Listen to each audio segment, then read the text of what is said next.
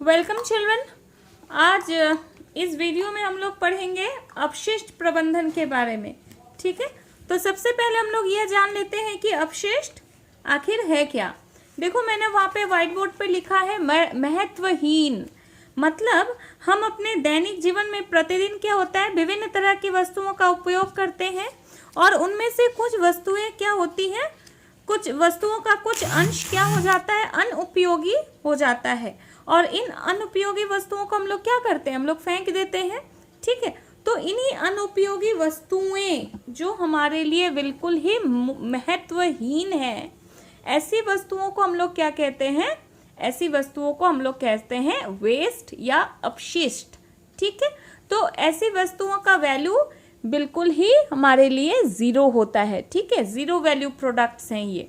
तो वैसी वस्तुएं जो हमारे लिए महत्वहीन है, जो हमारे लिए अनुपयोगी है, उपयोगहीन है, जिनको हम लोग फेंक देते हैं, वो क्या है, अपशिष्ट है। तो अपशिष्टों को हम लोग तीन भागों में बांटते हैं, ठोस, तरल और गैसीय। ठोस अपशिष्ट क्या है, जो ठोस होते हैं, जैसे कागज, लकड़ी, प्लास्टिक, सब्जी के छिलके, अंडे के छिलके, माने जो भी ठोस अपशिष्ट है, जो भी ठोस है, जो उपयोगी वस्तुएं जो ठोस है, वो क्या है, ठोस अपशिष्ट है। तरल अपशिष्ट समझ में आ ही गया होगा तुम लोगों को, जो अनुपयोगी वस्तुएं तरल रूप में है, जैसे कि नहाने के बाद जो पानी निकल रहा है मान लो, या मल माने जो है हम लोगों का जो वर्ज्य पदार्थ है, या जो कपड़े धोने के बाद जो सर्फ का पानी जा रहा है, कल कारखानों से जो तुम्हारा तरल कचरा निकल रहा है, वो क्या है, तरल अपशिष्ट है। गैसीय अपशिष्ट, गैसीय अपशिष्ट जैसे कल कारखानों से निकलने वाले धुएं, गाड़ी से निकलने वाला धुआं, ठीक है, या कोई भी चीज जलाने पर, चूल्हा वगैरह जलाने पर जो धुआं निकलता है, वो क्या है, गैसीय अपशिष्ट है। ठीक है, अच्छा, अब विषाक्तता के आधार पर हम लोग अपशिष्टों को दो भाग में बांट सकते हैं। विषाक्तता मतलब अपशिष्ट वो जहरीला है या नहीं है। तो जो जहरीले होते हैं उनको हम लोग क्या कहते हैं, जहरीले अपशिष्ट या टॉक्सिक वेस्ट। जहरीले अपशिष्ट जैसे मान लो कि जो रेडियोधर्मी अपशिष्ट हैं, या खेत में जो हम लोग इंसेक्टिसाइड, पेस्टिसाइड मतलब कीटनाशक जो दवाइयाँ यूज करते हैं, डालते हैं, तो वो भी हमारे लिए क्या है, जहर है। ठीक है, जैसे यूरिया वगैरह डालते हैं खेतों में, वो भी हमारे लिए क्या है, जहर है। तो वैसे अवशिष्टों को हम लोग क्या कहते हैं, जहरीले अपशिष्ट।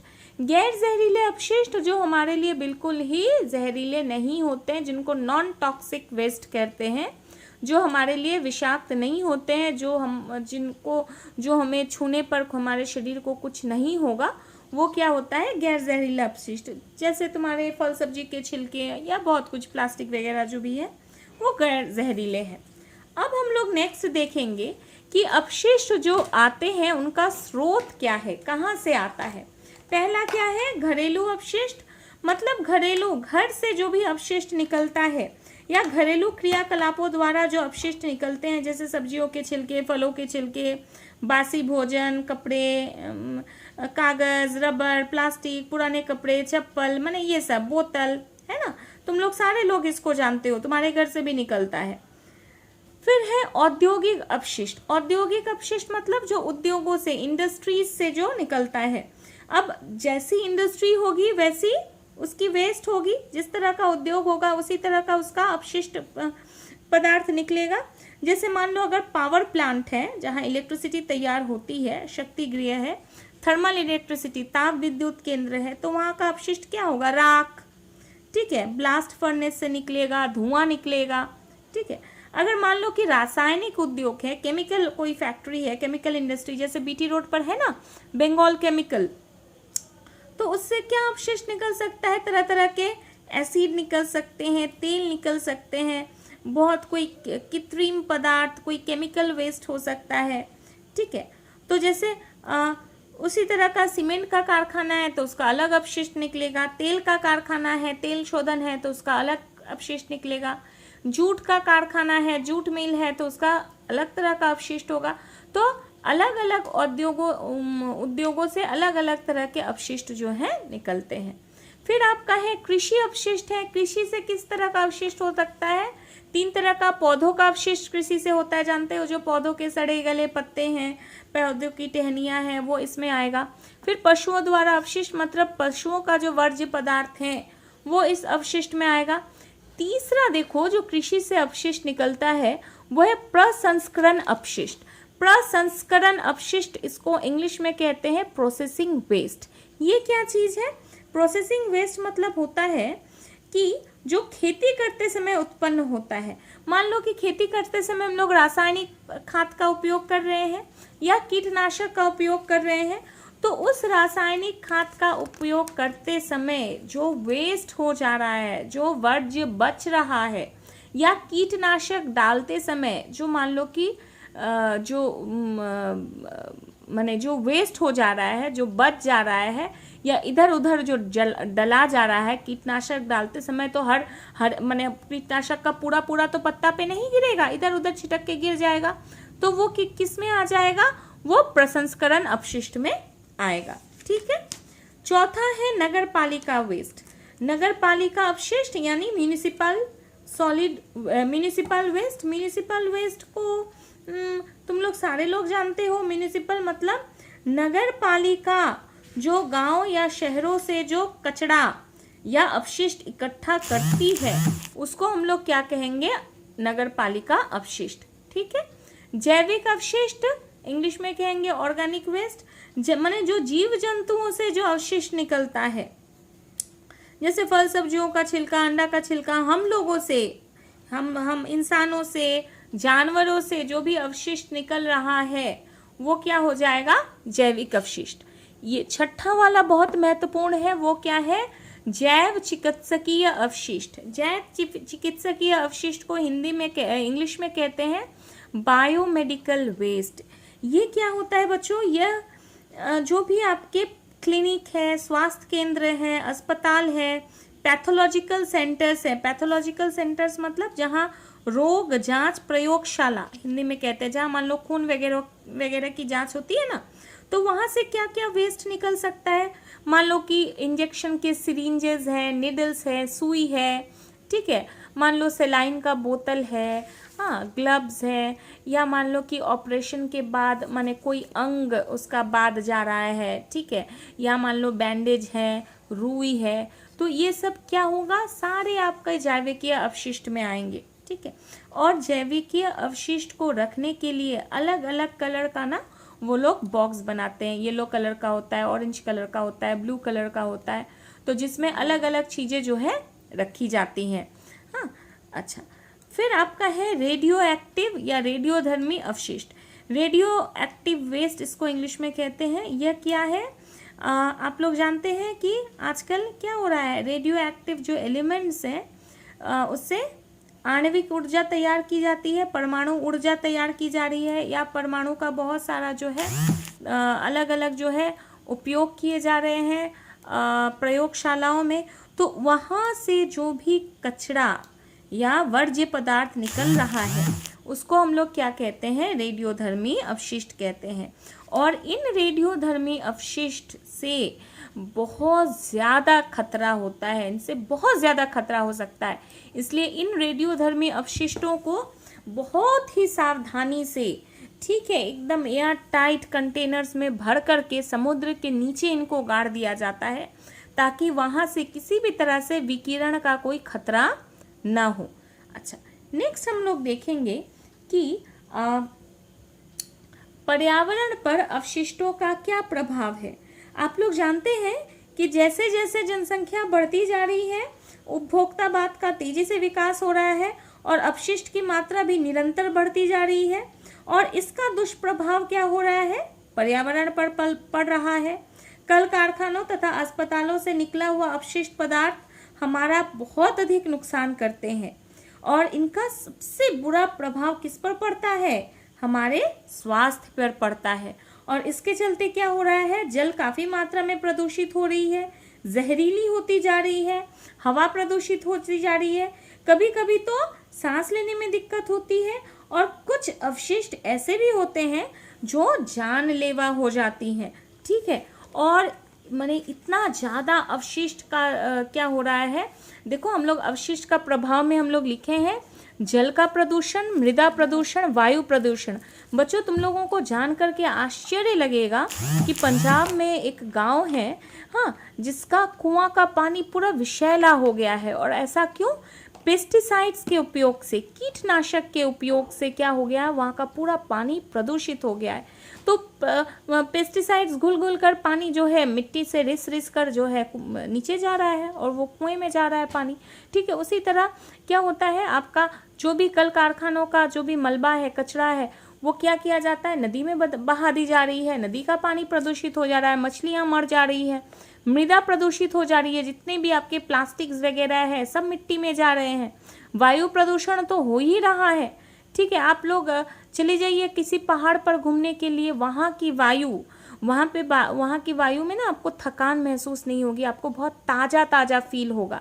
वहीं आप कोलकाता में आ जाइए, हाँ, कोई धर्मतला के मोड़ पर या डनलॉप मोड़ पर चले जाइए, खड़े हो जाइए, देखिएगा आपको कुछ देर के बाद लगेगा कि आपका दम घुट रहा है, इतना ज़्यादा वायु प्रदूषित हो जा रही है। तो इन सब से क्या हो रहा है, अपशिष्ट प्रबंधन की बहुत ज़्यादा आवश्यकता पड़ गई है कि हम अपशिष्ट का प्रबंधन करें। और अपशिष्ट प्रबंधन, अब अपशिष्ट प्रबंधन क्या है, कैसे हम अपशिष्ट की मात्रा में कमी लाएं। ठीक है, इसी को हम लोग अपशिष्ट प्रबंधन कहते हैं। और किन किन तरह से अब हम लोग अपशिष्ट प्रबंधन कर सकते हैं। पहला देखो, मैं विधि लिखी हूँ 3R। 3R मतलब है, 3 R है यहाँ पे, रिड्यूस, रीयूज एंड रिसाइकिल। पहला है रिड्यूस, मतलब अपशिष्टों की मात्रा में कमी लाना है। रीयूज मतलब उसका पुनर्उपयोग करना है। और रिसाइकिल मतलब उसका पुनर्चक्रण करना है। जैसे रिड्यूस का मैं एक सिंपल सा तुमको उदाहरण दे रही हूँ। तुमको लग रहा है तुम्हारा मोबाइल पुराना हो गया है, अब नया मोबाइल एक लेना है, लेकिन पुराना मोबाइल तुम्हारा अभी तक पूरी तरह से खराब नहीं हो गया है, तो तुम नया मोबाइल खरीद लेते हो। ठीक है, अब पुराना मोबाइल, उसका चार्जर, उसको तुम लोग यूज़ नहीं कर रहे हो, तो वो किस में चला गया, कचरे में चला गया। ठीक है, लेकिन इसको तुम क्या कर सकते थे, रिड्यूस कर सकते थे, कम कर सकते थे। मतलब जब तक तुम्हारा वो मोबाइल ख़राब नहीं हो जाता है तुम उसको चला सकते थे। ठीक है, तो अगर हम लोग ऐसा करते तो हम लोग क्या कचरे में क्या कर ला सकते हैं, रिड्यूस कर सकते हैं, मात्रा में कमी ला सकते हैं। ठीक है, जैसे कागज़ हम लोग लिखते हैं, थोड़ा सा घिचपिच हुआ, फाड़े पेज फेंक दिए। लेकिन हम लोग अगर इसको थोड़ी सावधानी बरतें कि नहीं, इसको यहाँ से काटकर हम इधर से लिख सकते हैं, हाँ, या तो इस तरह से हम लोग क्या कर सकते हैं, कचरे माने उसकी मात्रा में कमी ला सकते हैं। ठीक है, रीयूज़ माने उसका पुनः उपयोग करना उस चीज़ का। मैं छोटे में इस तरह से करती थी, पता है, पेंसिल से पूरा लिख लिया। पेंसिल से लिखना माने रफ के लिए, जैसे हम लोग लिख लिख के पढ़ते थे ना, तो पेंसिल से एक बार लिख लिया, ठीक है, हो गया, पूरा कॉपी लिखा गया पेंसिल से, फिर उसके ऊपर पेन से लिखती थी कि वो तो रफ के लिए है, मेरे पढ़ने के लिए है। तो इस तरह से क्या हुआ, मैंने एक उस पेज का पुनर्उपयोग किया। ठीक है, मैंने किस तरह से हम कचरे में कमी ला सकते हैं। रिसाइकिल तो तुम लोग देखते ही हो, रद्दी लोहा टीना आता है ना, रद्दी लोहा टीना लेकर के जाता है, उनको फिर से गला करके जो है उसी से आपका लोहा तैयार या स्टील तैयार किया जाता है।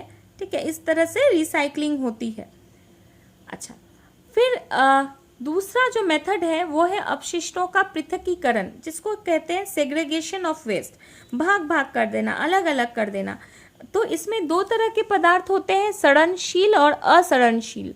सड़नशील मतलब जो मिट्टी में घुल जाएगा, इंग्लिश में कहते हैं बायोडिग्रेडेबल। ठीक है, और दूसरा है असड़नशील, जो मिट्टी में कभी भी नहीं मिलेगा। बैक्टीरिया क्या करते हैं, धीरे धीरे, जो मान लो कि सब्जी के छिलके हैं, देखोगे कहते हैं कि पौधों के वहाँ पे डाल दो सब्जी के छिलके। तो सब्जी के छिलके अगर हम लोग पौधों के जड़ के पास डाल देते हैं तो क्या होता है, धीरे धीरे वहाँ पे जो बैक्टीरियाज हैं वो उसको मिट्टी में मिला लेते हैं, मतलब वो सड़ जाता है, सड़ के मिट्टी में मिल जाता है। ठीक है, तो इनको अलग अलग, इनका जो है अलग अलग इन दोनों को फेंकना। दोनों को एक साथ फेंकेंगे तो क्या होगा, दोनों आपस में मिल जाएंगी, बेकार हो जाएगा। जो सड़ने वाली है वो भी बेकार हो जाएंगी, और जो नहीं सड़ने वाली है वो भी मिट्टी में चली जाएगी और मिट्टी को प्रदूषित करेंगी। ठीक है, तो देखोगे तुम्हारे हर एक म्यूनिसिपैलिटी से दो तरह के बाल्टी हम लोगों को दिया गया है ना कचरा फेंकने के लिए, एक हरा रंग का, एक नीला रंग का। तो हरा रंग के बाल्टी में हम लोग क्या करते हैं, सड़नशील जो कचरे हैं, जो सड़ने वाले हैं, सब्जी के छिलके, फलों के छिलके, कागज़, उन सबको डालते हैं। और नीला वाला, उसमें क्या डालेंगे, जो असड़नशील है, जो सड़ेंगे नहीं, जैसे प्लास्टिक वगैरह है, दवाई के जो छिलके वगैरह हैं, ठीक है, वो सब। तीसरा है भूमि भराव, इसको हम लोग कहते हैं लैंडफिल। ये क्या तरीका है, इसमें ये बहुत ही साफ और अपेक्षाकृत कम खर्चीला है। इसमें क्या होता है, अपशिष्ट पदार्थों को दफनाया जाता है। अक्सर ऐसा होता है कि मान लो कि जो खदान है, खाने हैं, वहाँ से निकाल लिया गया है जो आपका खनिज है, और वो जगह पूरा गड्ढा हो गया है। तो जहाँ आपका कचरा जमा है, उन कचड़ों को ले जाकर क्या करते हैं, उन गड्ढों में डाल देते हैं, और उन गड्ढों में डाल देने से वो गड्ढा भर जाता है। ठीक है, इसको हम लोग कहते हैं लैंडफिल या भूमि भराव। ठीक है, कई भूमि भराव गैस प्रणाली प्रतिस्थापित किए जाते हैं, जहाँ छिद्रित नलियों से गैस बाहर निकलकर उसे विद्युत का उत्पादन किया जाता है। क्या होता है, देखो, जहाँ पर हम लोग भूमि भराव करते हैं और कचरा से ये करते हैं, और कचरा से क्या निकलता है जानते हो, मीथेन गैस निकलता है। तो उस मीथेन गैस का हम लोग इस्तेमाल कर सके, इस तरह का भी जो है माने व्यवस्था बनाई जाती है। फिर है, एक होता है कंपोस्टिंग या खाद, कंपोस्ट बनाना। तो कंपोस्ट क्या है, एक प्रकार का खाद है। ठीक है, मैं यहाँ पे लिखी नहीं हूँ, लिख दे रही हूँ कंपोस्ट। कंपोस्ट क्या होता है, कंपोस्ट एक तरह का आपका खाद है। ठीक है, और ये खाद कैसे बनता है, जो जैविक कृषि का मुख्य घटक है। कंपोस्ट बनाने का सबसे सरल तरीका है, जो आपके नम जैव पदार्थ हैं, जैसे पत्तियां, बचा कुचा खाना आदि का ढेर, ठीक, पत्तों का ढेर, ये सब।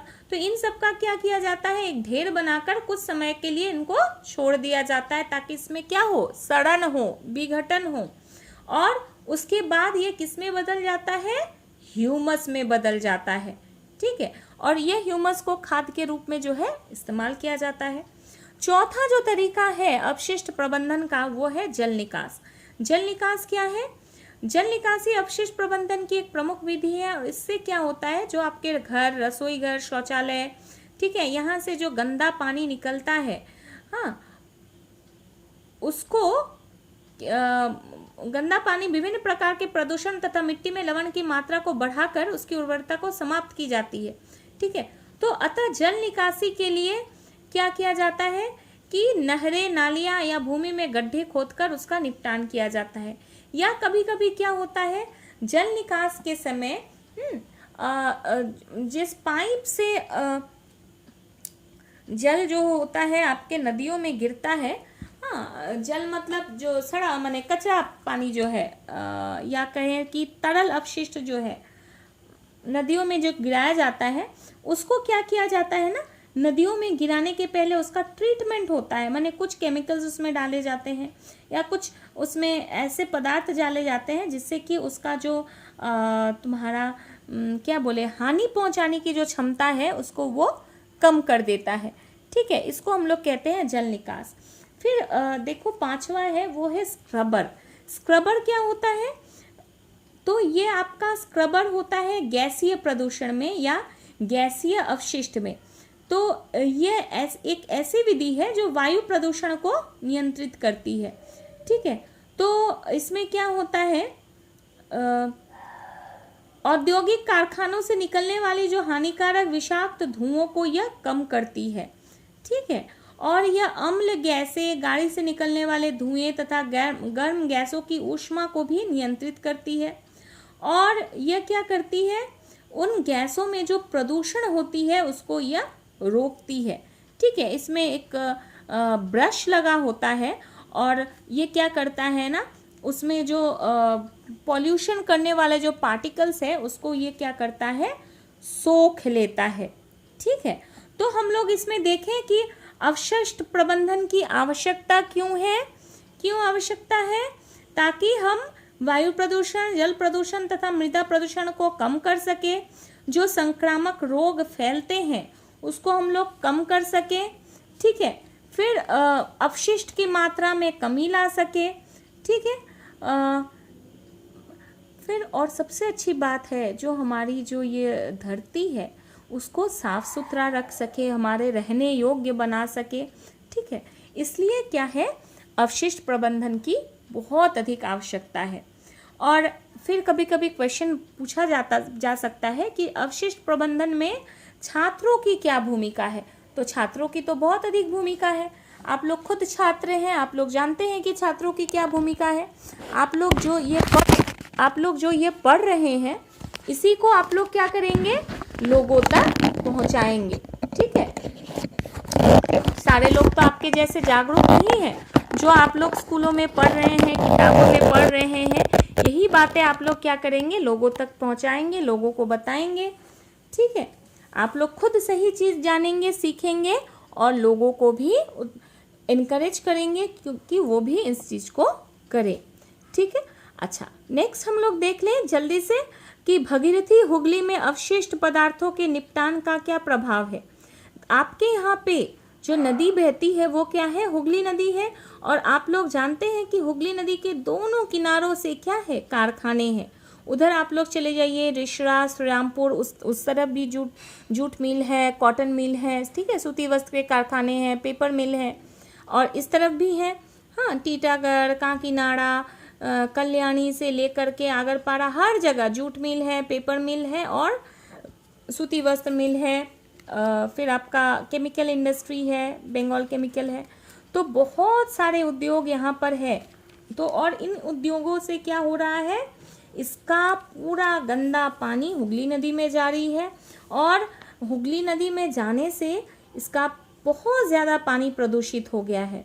और एक अध्ययन के अनुसार पानी में मौजूद जो कोलीफॉर्म होता है, हाँ, उसका जो लेवल है पीने के प्रयोजन के लिए 50 से नीचे होना चाहिए, नहाने के लिए 500 से नीचे होना चाहिए और कृषि उपयोग के लिए 5000 से कम होना चाहिए।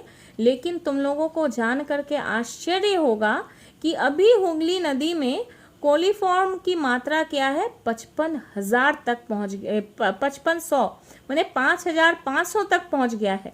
मतलब पीने के लिए 50 से कम होना चाहिए, नहाने के लिए भी 500 से कम होना चाहिए, खेती करने के लिए 5000 से कम होनी चाहिए।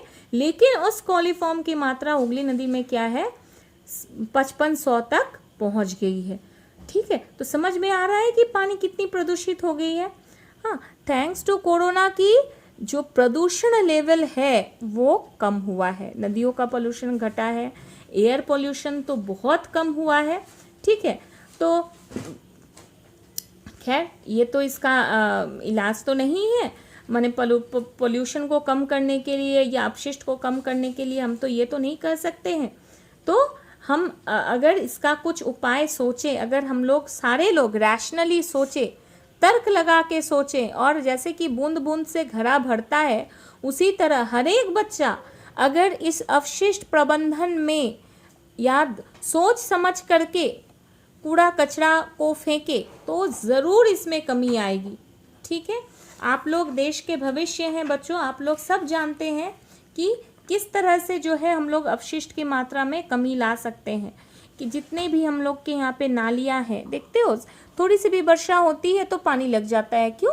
क्योंकि सारा जो भी हम लोग बिस्किट खाते हैं, चॉकलेट खाते हैं, कुछ भी खाते हैं, छिलका रोड पे फेंक देते हैं। रोड तो हमारा एकदम खुला खुला बड़ा सा एक डस्टबिन है, जो भी खाते हैं वहाँ पे फेंक देते हैं। और फेंकने से क्या होता है, सारी नालियाँ हमारी जैम हो जाती है, बंद हो जाती है।